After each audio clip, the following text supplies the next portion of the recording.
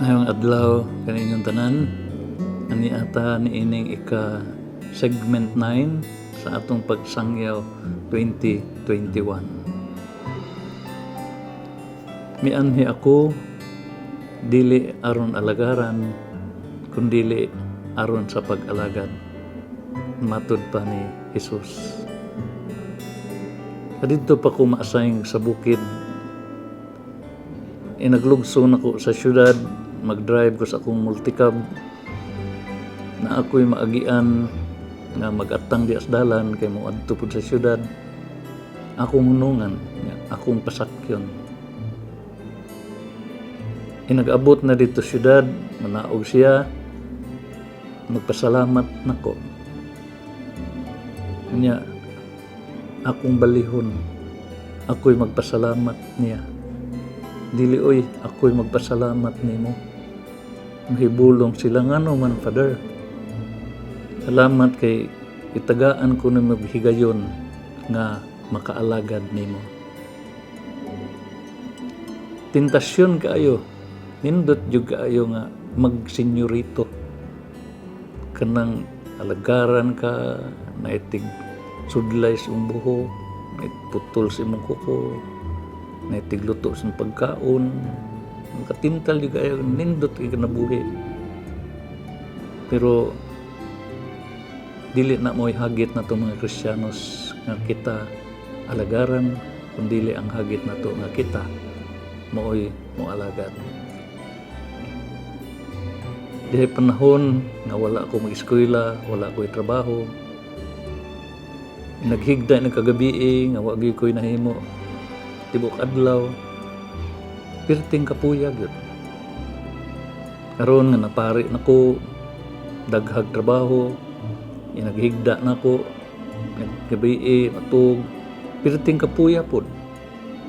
Pero lahi na kaayo ang makatug ka nga nakaalagad ka kontras natug ka nga wa gyud kay nabuhat. Mas kapoy diining wa tay buhaton kaysa naatay buhaton. Kay after all, gitawag man ta aron sa pag-alagad sa uban. Mao man ay atong vocation sa atong Kristiyanos nga ang atong kinabuhi dili lang kay para sa ato ara, kundi usab labi na gayud para sa uban. Magmakahuluganon lang atong kinabuhi kung ato ning ipuyo pag-alagad sa uban.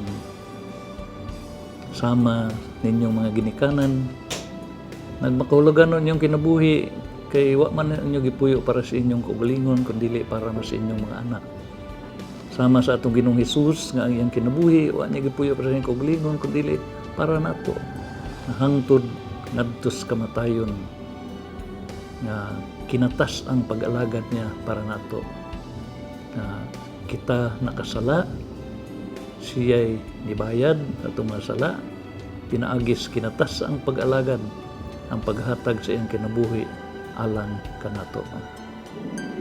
Umunay atong pangayong grasya kanunay sa Ginoo nga ang atong kinabuhi unta sa pagpangalagad. Ang atong kinabuhi unta para sa uban, dili lang kay para nato. Kung atong tan-awon ang kinabuhi ni Jesus, kasagaran hapit tanan niyang panahon dili para iya, kundi para sa uban.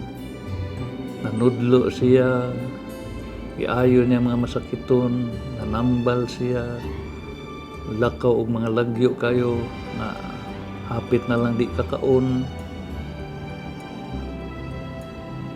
Ug doon na magani siya higayon nga para iya, moadto siya awao nga dapit para sa pag-ampo. Pero ang iyang pag-ampo pod na dili lang pud na para siyang kaugalingon kundi sumpay sa iyang pag-alagad sa uban. Kay di man nato ikalimod nga maluya man pud ta. Muna makinahanglan sa tag-prayer gyud sa atong pag-alagad. Dili kay pirmi lang tag sige trabaho nya dili na ta mo dangop sa pag-ampo. Ang atong pangalagad kuyugan sa pag-ampo aron makalahutay ta. Tungod sa atong kabisi moalagad tas uban,